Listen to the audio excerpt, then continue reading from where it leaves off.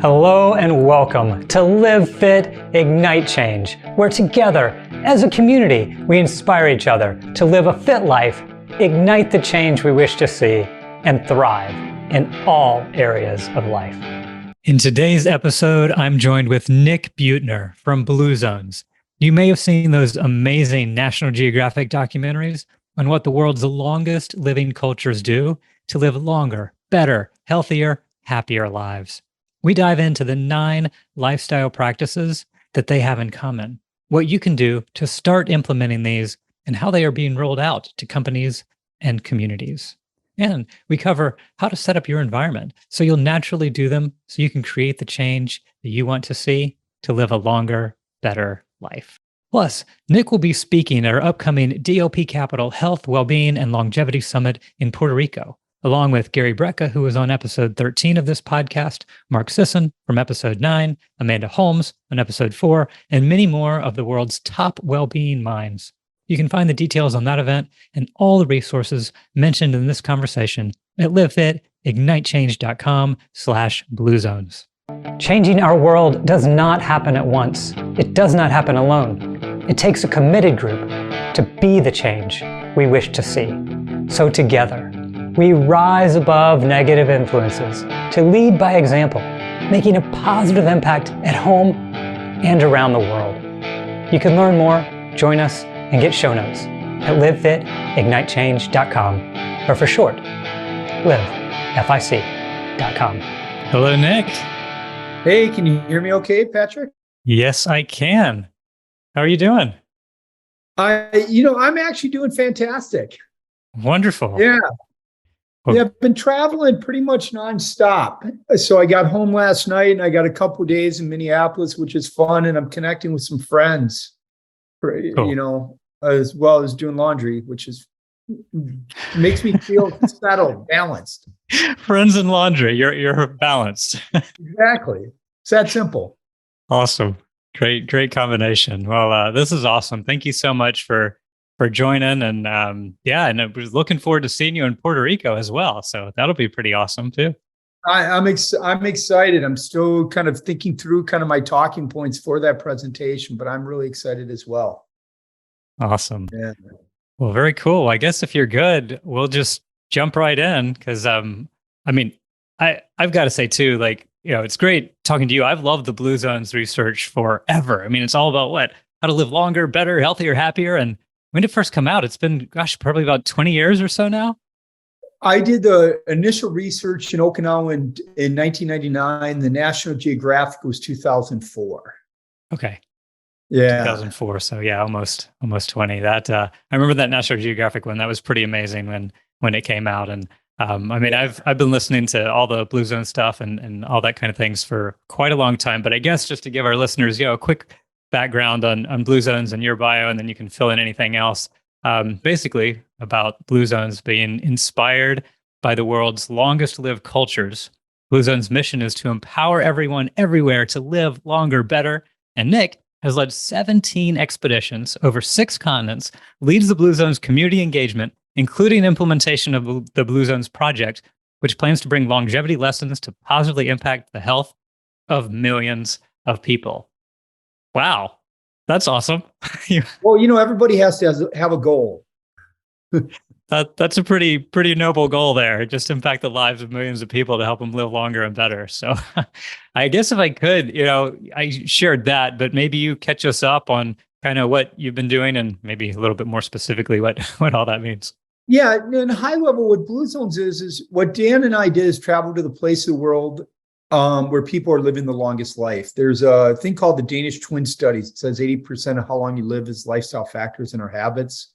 So we wanted to find those places in the world where people were having the most success, but to do it with demographers and physicians and schools of public health, so we could find the 9 commonalities. That research took about 10 years, and we found the 5 places: Okinawa, Japan, Sardinia in Italy, Icaria in Greece, the Nicoya Peninsula of Costa Rica, and Loma Linda here in the United States. But what excites me now is for the last 13 years, I've been taking these lessons to communities across the United States. And the focus of the work is normally when we look at health, it's around you got to go on a diet. You have to start exercising and moving.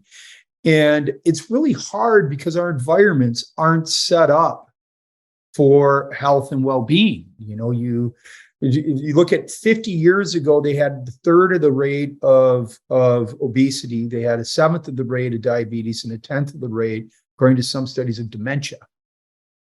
And it wasn't because they're smarter and better. It's our environment has changed. Right. You can't go into a grocery store or any store without having to navigate a gauntlet of unhealthy choices. In Madison Avenue, they're making $10 billion a year is trying to sell some of the stuff that's most unhealthy for us. Our communities are designed where we're not, our kids aren't walking and biking to school. Our parents are afraid to allow our kids to go 2 blocks from the house. I was a free range kid. We had parks, we had all this stuff where you gather around natural movement. And lastly, it should be around our mental health, we are more isolated. We're more lonely now. 30 years ago, the average American had 3 best friends, and it's now down to a friend and a half. And the effects of that is about the same as smoking about 20 cigarettes a day. Now, if you think about it, it is not only our physical health, but it's our mental health is where that social aspect is important as well. Wow. So that's what awesome. We're doing is working with communities to set up environments where that healthier choice is ideally unavoidable, or if not, just a little bit easier, just to close that out.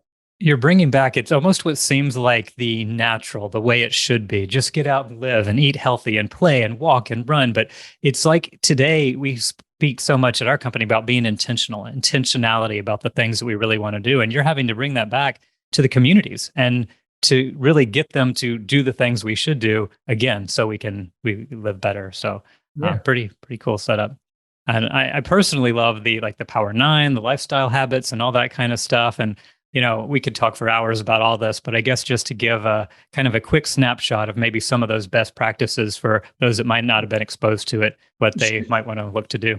Yeah, I definitely can. There was 9 commonalities that we found that flew through all the different blue zones. And I believe actually they're things that we've known since we were kids.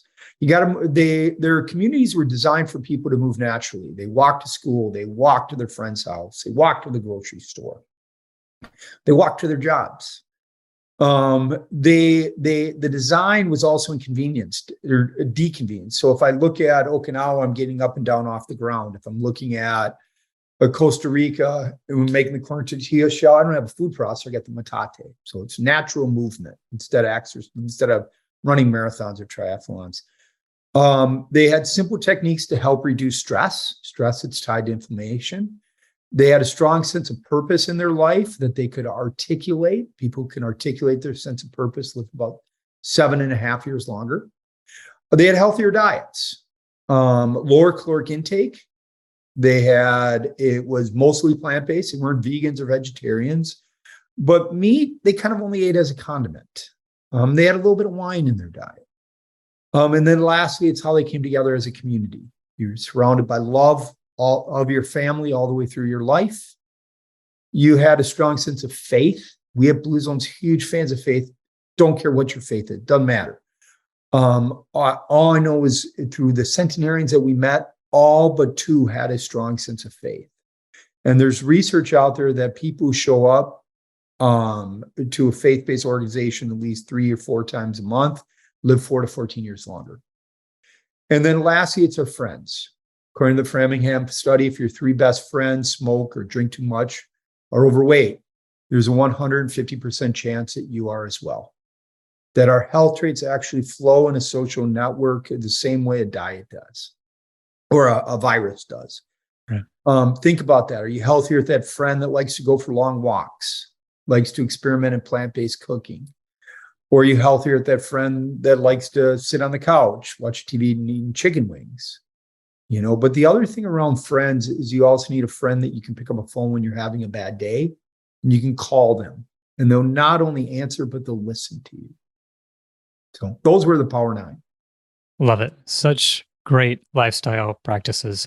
we often talk about at DLP the 8 F's of living fully and living that life. And I think a lot of this comes in together. You'll see it at the event in Puerto Rico too, getting into the personal compass and planning out all the different stages of, just how you do live fully in all aspects of life. So it's great to hear these in a succinct way that people can follow too.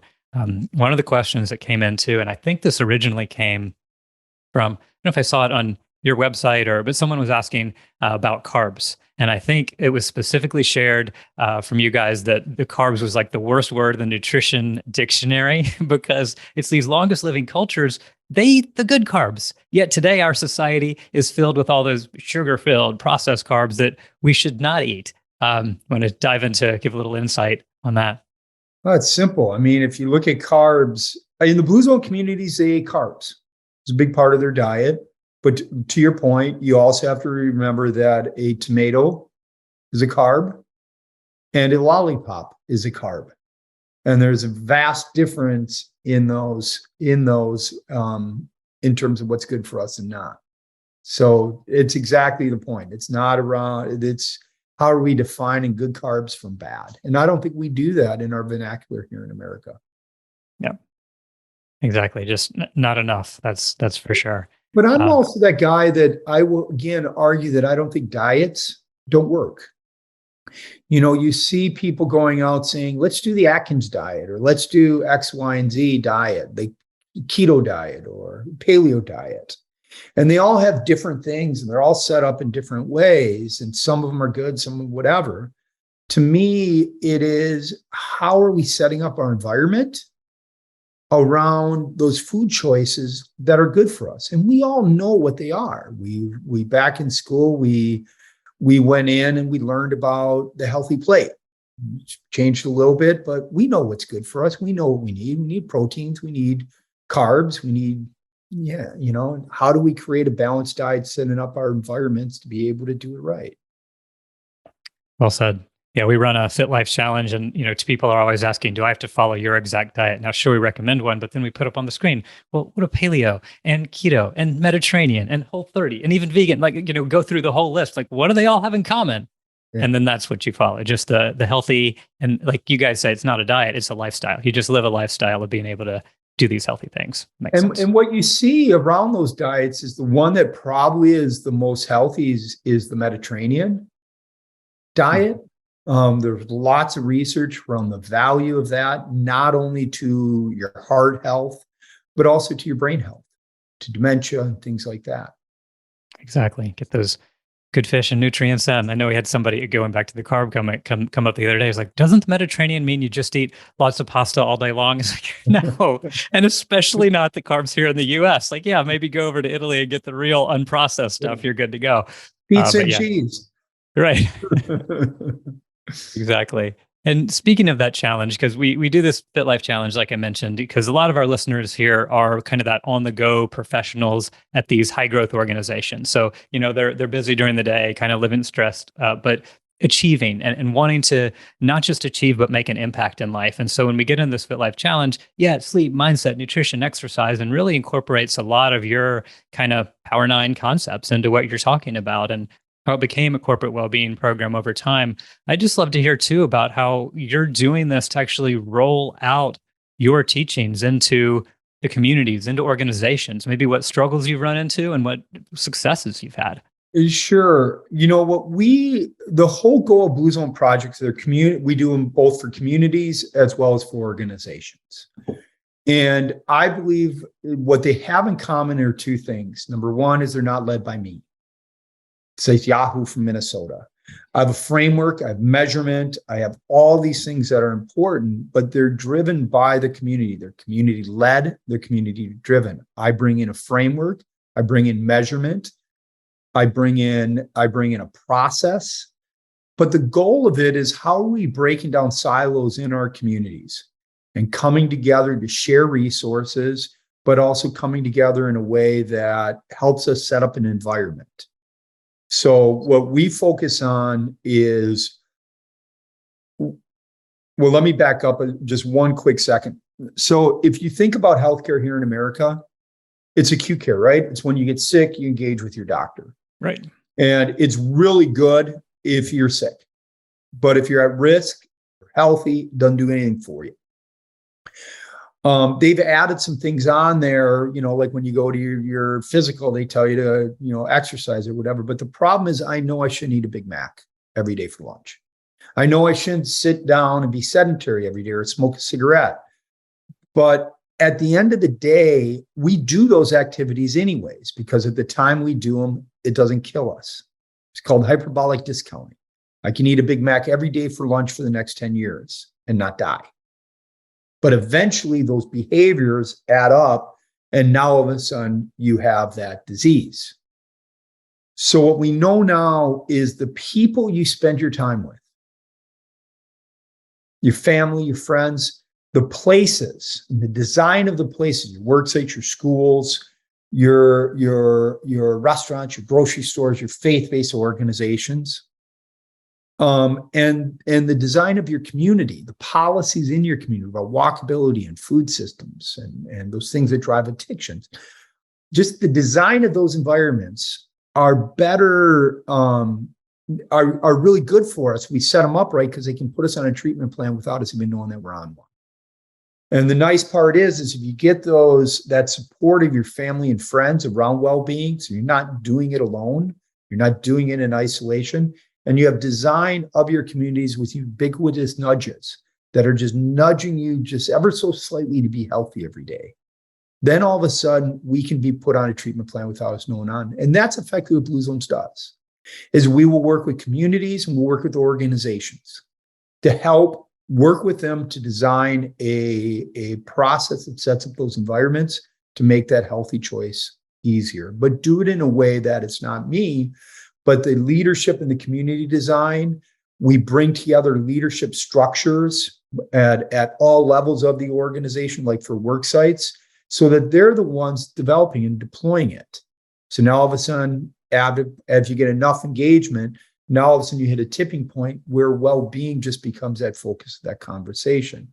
But it's owned by the community versus owned by us. And the last thing I'll say, and I think this is really important, is I think one of the things we miss is how do we know the interventions that we're doing around well-being are actually working in our work sites? Yeah, it feels healthier. Yeah, but how do we know that? We measure stuff in our organizational every day, in our communities. Yeah, it looks like people are walking more.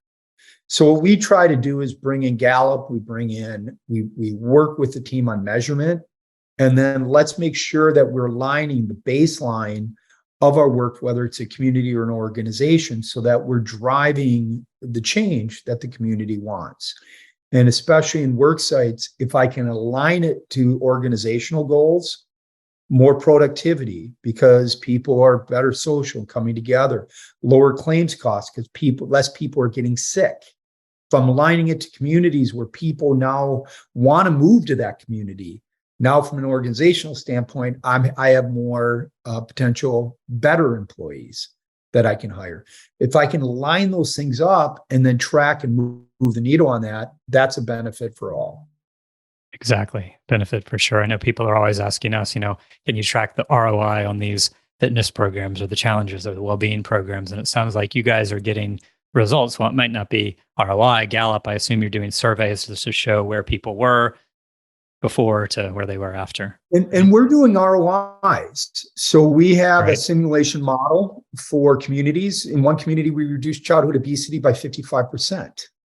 You can track that ROI in $40 million worth of add-on grants in the community work. In organizations, in one organization I work with, 2,000 people, they saw $27 million worth of claims cost reduction. I can track the ROI. I saw less sick leave. I saw less people leaving because of safety issues. You can track the ROI, and if I can track that, then as a business leader, I understand the linkage between well-being. And now I ensure that I'm investing, and it becomes, again, part of the culture of that organization in our decision-making, because there is business goals to it. So, exactly. Well said. And not just an ROI and that, the company's going to be making money because people are working harder, but you're making that impact too, making their lives better, making them healthier so they really can live longer, better, and go experience life with their loved ones like they want to. And I think it brings me back, what you were saying earlier about people know what to do, but don't do it and just need that peer group. It reminded me of the Tony Robbins quote. It's one of my favorite ones. It's the quality of our lives is a direct reflection of the expectations of our peer group. So I love how you're involving the community and the peer group and those to encourage people. Like in our challenge, we have weekly meetings where people actually come in and report on their goals for either weight loss or muscle build or whatever. Yeah. So I'm always interested when I hear like people say, gosh, yeah, I do know what to do, but I just don't do it. Have you all found any best practices for, especially for those people that want to lose weight or get in better shape? Like, what are the things they really have to do to change? There's a couple things. I mean, it's individual, right? I mean, I don't want to say that it's not individual. Those goals, I laid out the Power Nine. The one thing I'll say is I encourage you not to try to do everything, because trying to do everything is just a recipe in disaster. But my recommendation always is two things. It is, number one, understand what you want to change. And understand that it's more than just physical, right? Our well-being is also mental. Purpose and waking up every day with a purpose to get up, whether it's in our work sites or at home, is incredibly important. But what I talk about is how do you develop that environment? If I want to eat healthier, for example, well, when you come home, what's in the design of your kitchen? Do you have potato chips on the counter when you want that snack, or is it a fresh bowl of fruit? When you look at your refrigerator, is it full? Is it a junk food emporium? And you have the chocolate cake in front, or those things that are better for us are those in front, and those other stuff you got to kind of reach a little bit further for. Can you do some design to that environment? Can you get support of your family and friends? When we look at eating, we go to dinner, we have families that were coming, and if you can get that support so you're not doing it alone, from a behavioral science standpoint, I think it's a lot easier. So again, whether it's exercise, whether it's diet, whether it's our mental health, I look at not only how are we setting up an environment that not only creates the support of your family and friends around it, so you're not trying to do it alone, but also how are you thinking about setting up your environment to make it a little bit easier, because we make 280 decisions every day tied to our health, and most of them are involuntary. So if we can set up our environments just to make it a little bit easier and set up rules and policies in our life to support it, like maybe it's not doing email after 7 p.m. and I turn off the phone and I set my phone up so nothing can come in. So then I have that family time and I'm supporting it. Think about your environment versus thinking about, oh gosh, I got to get up and run today. Oh gosh, I got to get up and run today. Right. It's something you can enjoy, and then it really does become your habit, your routine, and then it just becomes a part of life. That's it. Great stuff. Well, cool. This has all been awesome. As we're getting close to the end, I know we have a little segment where we ask all our guests that come on the 5 rapid fire questions. It's called the 5 to Thrive. If you're ready for that, I will dive into those 5. Good to go? Wonderful. All right. So just first thing that comes to your mind for each of them. First one, what's your morning routine? My morning routine is, I get up on morning shower, kind of do that to get up and, whatever else, have a little bit of breakfast. It's usually fresh fruit or oatmeal. And then I start with catching up on the news. I read a little bit of that news before I open up my email. And then I'm kind of jumping in email. Now, in some mornings, what I'll do is I'll go do a run. I live in a beautiful place with a path right across the street where I'll go do a run or a bike ride. I have a neighbor that does it with me. Awesome. Following the practices you preach. So, well done. Try. All right. Number 2, we obviously believe in continuous learning. So what is one book, podcast, or movie that you would recommend most? And again, there's millions. I'm a pretty diverse reader from, Fear and Loathing in Las Vegas or to other things. But the one I really liked a lot, especially tied to this topic or related to this topic, is The Omnivore's Dilemma. Really talks about, the author kind of takes you through 3 different food systems Mm-hmm. and the design of those systems and the impact that it also has on our health, both personally and environmentally. And it's interesting how he told that story. I really enjoyed it. Very cool. Great suggestion. Thank you. Number 3, if you feel stuck or down or just want to ignite change, what do you do to make it happen? When I feel stuck or down, I'll be honest with you, what brings me up is friends and family. It's my connection. It's my go-to.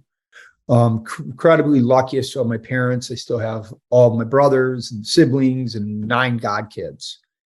And it allows me to walk away from the problem or whatever I'm doing and focus on a refresh, to take something out of my mind and focus on what I love doing, and then coming back to the problem later.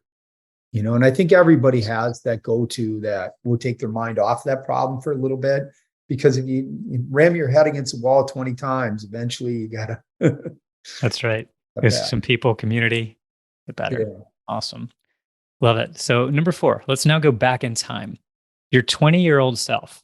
You've just received funding to create a project that would massively serve the world. It could be anything, as long as it serves others. What advice do you give to your 20-year-old self on coming up with the project and making it happen? It's a good question. The advice I always give is, and it's Bluezones.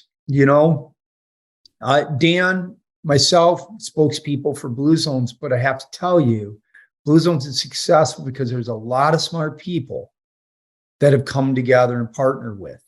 And that's more what I like to say is, how do you let that ego go and not make it about you, but really make it about something bigger around that goal, and partner with the right people, bring in the right partnerships, and really think strategically around those partners, that where everyone knows their role and their place in it and are supporting the broader goal. And that's the luck we've had. I've been able to be around incredibly people with just really good disciplines in their life, and they've been allowed to be able to lead, to work in that discipline, to then pull together that whole Bluezone model. Well, that's awesome. It is so important, the folks you're around and partnering. So Yeah. now for the last one, number 5, we're going to go to the future now. If you have one piece of advice above everything else that you will be remembered for, what's that one piece of advice? I guess part of it is, again, thinking about our environment. Because no matter what you're doing, a collaboration with somebody at work, how are you being more productive at work, or how are you setting up your financial well-being, your financial health or anything else? If you can set up those environments that just make it so it happens automatically, that's where I always start, so that it's not necessarily that discipline, but it just happens automatically, where it's the healthy choice is the easy choice. Again, whether that's our financial health, our social health, our purpose, whether it's our how our community is impacting it, or a family. It's think environment first to make it easy. Right. That's awesome. I love it. Set it up, and then it becomes your habit and routine. Yeah. So great stuff. All of this was outstanding, and so many great points. And I know we're going to link to all this in the show notes at livefitignitechange.com/Bluezones, so we can get any more information there. But I guess before we close out, if there was anything else you wanted to share that I didn't ask, or maybe where people could go to learn more about you and Bluezones, and just kind of continue the journey. Yeah. And again, there's so many great things out there. What I love from a Bluezone resources, the ones I like the best is our website, our newsletter, really evidence science back. We'll send out things around well-being, and it's maybe 1 or twice a week, so it's not a lot. And then it's my brother, I know, but he's such a gifted writer. And one of the things that he did that I really love is the Bluezone cookbook. he went to all the Blue Zone communities across where the centenarians were living. He had them make food, did photographs, but then figure out how do you make it easy and taste good using those Blue Zone recipes.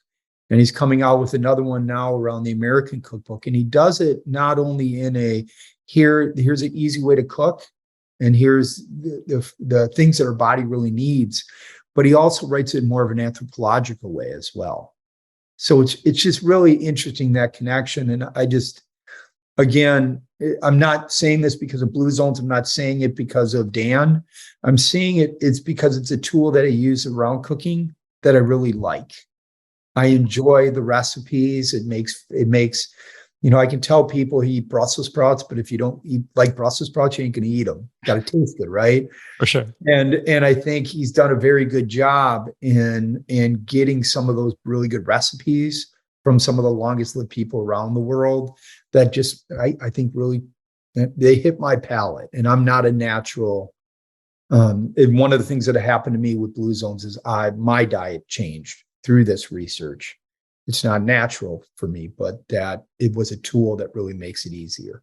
That's awesome. Well, yeah, with you, I can definitely vouch for the content. It is fabulous. And that cookbook sounds amazing. Sounds like a perfect gift for upcoming holiday season too. So yeah, I know he has one, the American cookbook, coming out in December. And I don't know a lot about it, but I know he's focused on like looking at traditional people here in America that's cooking the Blue Zone diet, like coming in from traditional African roots, from Creole roots, from Mexican roots. Like Tex-Mex isn't originally that Mexican food that we eat now, but there's some cooks that done it that's made it really a lot healthier and easier. Right, healthier the traditional way. Not trying to do a promo or whatever. I promise. It's a tool that stuff. You got to share it. It's a tool that I use. Yeah.